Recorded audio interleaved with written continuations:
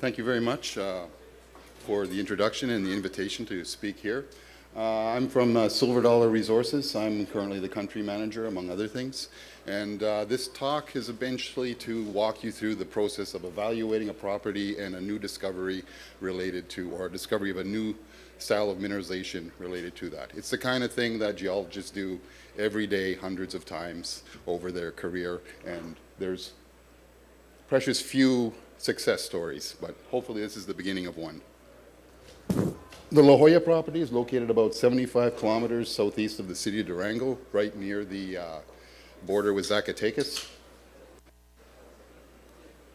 This is a customary notification.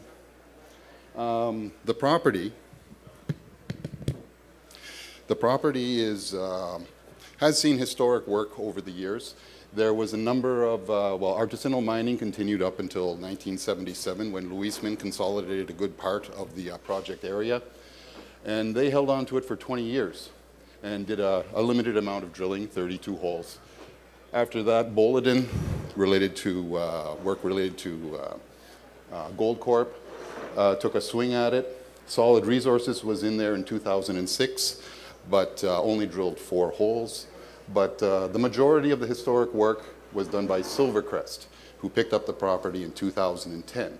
They drilled 126 holes and came up with this resource estimate.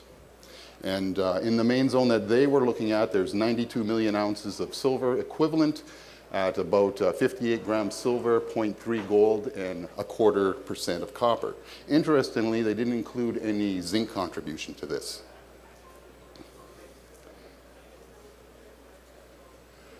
Here's the regional geology. This is based on the quad maps, which in this area are 34 kilometers wide. We're in the one of the main parts of the Mexican silver belt. Has a strike to the northwest, southeast. In this area there are, okay, here we are. I won't try to use the pointer anymore. So this is based off the quadrangle geology. As you can see, there are 4 main dark green zones. These are the Cretaceous limestones. These are Hendidura and Cuesta del Cura formations. Essentially, in these 4 windows, there's some intrusives in each one of those, and each one has mineralization. They're granitoid type intrusives. Here's the San Martin mine and complex. The La Colorada is just off the one to the south. La Parilla mine is the one further to the west. And there's La Joya in the one north central in this slide. The trend here, just off, there's Sombrerete just off this map. Continuing south, there's Fresnillo and Zacatecas forming the definition of a main part of this silver belt. We're right on the western side of Mesa Central, and the lower left corner of this is Sierra Madre. There's a different dominating set of structures there, more extensional structures with the 2 grabens that are indicated. In this part of the trend, most of the deformation seems to be, the brittle deformations is lateral movement with a sinstral sense. There's, in the middle of the trend here, there's a very large valley that we're interpreting as a graben as well, with a northwest trend. On the sides of it, in the middle of it, of course, is alluvium, and then there's some youngish conglomerates on both sides, and we're interpreting a pediment kind of range front type fault there with associated mineralization. Zooming into the property, what we have are, we have 2 main intrusive complexes. One in the center of Cerro Sacrificio. It's a mountain that goes up to 2,600 meters, and Coloradito, which is a bit smaller and off to the side. In each one in red, there's an intrusive. Cerro Sacrificio, it's more of a granodiorite intrusive, and in Coloradito, it's more of a monzonite, but both of them are multiphasic and have different levels of alteration and inside of them. Both of them have an outcrop area of about 500 by 700 meters. Around the smaller one to the west, Coloradito, is basically completely exposed and maintains essentially these dimensions going downward, but with a dip to the west. Sacrificio, at a level of 2,000 meters, has a diameter of just over 2 kilometers. On top of it, All of this light pinkish material is the alteration in mineralization. In places, this is up to 400 meters thick, forming a roof zone on top of the intrusion that had yet to be eroded away, as in the smaller intrusion. The historic drilling and the resource that was previously mentioned is basically in this roof area above the Cerro Sacrificio intrusion, where there's plenty of volume and we have lots of ideas to find higher grade structures within that. But what we're looking at right now is something of a, on the flanks of it. So if we look at the concentrically around this, there's two areas with previously intercepted drilled mineralization. Up to the north, 406 grams of silver equivalent over 8 meters, 300 grams over 3.5, and also a zone of 19 grams of gold over 3 meters. Here to the west is the Santo Nino, 23 meters of 100 grams of silver, 3% copper, 1.5 zinc. And these to us, they're reminiscent of the San Martin mine just across the border in Zacatecas. We've also looked around. El Brazo has on the flanks of it intrusive areas of alteration that are similar. Just to briefly go over the Cerro Sacrificio, there's a dome of the intrusive below. There's cross structures that were some of the latest ones that introduced fluids, and then layers of manto concentric to sympathetic to the contact zone of the intrusive. Contact mineralization, most of the mantos seem to be more of a retrograde skarn, infilling pore spaces between the garnets. Zooming in on the Cerro Coloradito with its intrusion, what we've done, well, on the left-hand side, there's a yellow strip there. This is a silica zone that's about 800 meters long and 20-30 meters wide, and it's coincident with one of these normal faults that, or range front style faults, and has grab samples of about 0.5 gram of gold. Not currently the subject of this talk. Just to the left of the intrusive, we've got a small green zone labeled Brazo, and that's where we've made our most recent intervals. We started off with an interval of 10 meters of 267 grams per ton silver equivalent, and followed it up with 815. The area of Brazo forms a small ridge that brackets one side of the intrusive. Separated from that in the intrusive, there's a recessive valley. On the north side, we have Brazo East. Topographically, it's very similar. It forms another ridge hugging the east side with alteration, small workings as well. These three lines have been our mag anomalies. We've recently had some magnetic work done, and one of them is coincident almost exactly with where El Brazo is, and El Brazo East, which we had already identified as a prospective drill target. And then the third one, El Puerto, which was completely blind, but we've recently found some hornfels and skarn mineralization and limited outcrop in the drainage. Well, how do we target these things? Originally, El Brazo was not a priority target for us. And here is this is actually for one of the original memos targeting it. Here it is proposed 20 and 20B. It was based on a hole that was drilled in 96, hole 1296. And there was 17 meters of 0.3 gold. No silver, no zinc, no copper to speak of. But just to the south of that, there was another intercept, similar but of lower value, and happened to form a strike exactly coinciding with the ridge that was right there. There was a small, lesser grade parallel zone. So we originally planned to step out 50 meters and see if this thing, it gets better from one hole to the next, maybe it'll get better over there. And this was based solely on the drill data. When we get out there and we walk around, we see there's a dump high in sulfides.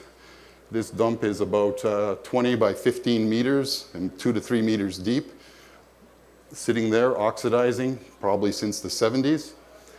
The gambusinos had followed the ridge down. If you see on the north part, those contour lines flatten out. So while there's outcrop along the ridge, it disappears under a thin level of alluvium. With the gambusinos, follow these things, and there were numerous holes, and they did sink one shaft that's over 20 meters deep, which I imagine the bulk of this mineralized dump came from. Now, instead of stepping out 50 meters, we stepped out 170 meters. And that was hole number 5, and we intercepted 53 meters of 30% sulfides in that hole. We were pleased with that, rushed them off to the lab, and unfortunately got scupped. There was almost nothing in that. And looking at it, most of it was basically semi-massive to massive pyrrhotite. And it was relatively clean and just simply didn't carry enough mineralization. So since we had stepped out so far, we'd actually missed the intrusive. So all we did, that hole was drilled at 45 degrees. So we just turned the drill another 45 degrees from the same pad and drilled one due east. And that's the hole that, number 8, that intercepted 10 meters of 267 grams of silver equivalent. That's within a much broader range of 89 grams over 125 meters. Then drilling a next angle hole below that, 5 meters of 815 grams. In section, these are those 2 holes, the 10 meter and 5 meter intervals with the geology on. Now there's the intrusive, which we intercepted in both cases. So you go from the intrusive, then it's surrounded by a zone of hornfells, and then you get into the sediments. Indidura sediments, they're typically a dirty carbonate, so there's lutites and other fine plastics within it. And just to compare, here's a schematic from the San Martin mine. Very similar, you have their main intrusive. There's a zone of skarn and silica. Then the mineralization is on the outboard side of that alteration. Generally where it becomes steeper dipping, it becomes thicker. Then there's certain cross faults that the mineralization has focused on. And then here they've worked out the deformation of the sediments, and they've got a bit of an anticline going on here that's also served to trap and preserve the amount of sediments. So we think we're on to something similar.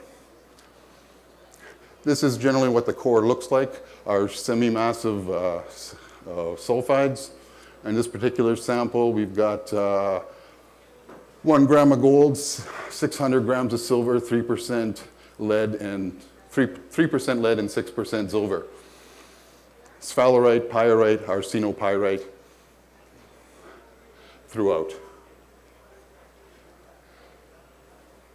Now, if we're looking for San Martin, it might be worthwhile just to have a quick look at what it is. It is a very significant producing mine in Zacatecas.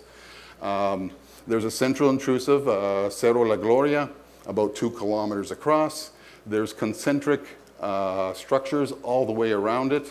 The main San Martin mine is just on the left-hand side, which in this case, its north is actually to the northwest. In cross-section, they've got the intrusive has a dip of about 50 degrees, and the bulk of the mineralization, the main San Martin mine, is in the hanging wall. You have additional dikes that seem to be related compositionally to the main Cerro La Gloria intrusive, and we see obvious similarities with what we found at El Brazo on the site of Coloradito. The grades at this mine are typically 100 grams silver, 2.5 zinc, 0.5% lead, and 0.5% copper. It was shut down for a while, but has been operating again for the last few years. Oh, also there's the Sabinas mine, which is just to the south of the intrusive, or below the intrusive on this angle here. That's a Peñoles mine, and they're a little bit more opaque with their information, so I don't have any schematics of that. But perhaps that's on the side and not necessarily directly in the hanging wall of the main intrusive. Now here we have both properties at the same scale. The Cerro La Gloria intrusive is about the same size as the Cerro Sacrificio intrusive. We have the Coloradito intrusive off to the west. They have an extended area of skarn alteration and structures going off to that, with the smaller dikes fomenting mineralization above them in the hanging wall. In cross-section here, this is the same that we saw last time. There's an extra zonation here where copper increases as you get proximal to the intrusive, and copper increases as you go down. The zinc, silver, and lead seem to remain proportionally about the same. Now, in the cross-section at La Joya, there's A and A prime. This is the cross-section here. So we have labeled on there Brazo in the hanging wall of the Coloradito intrusive.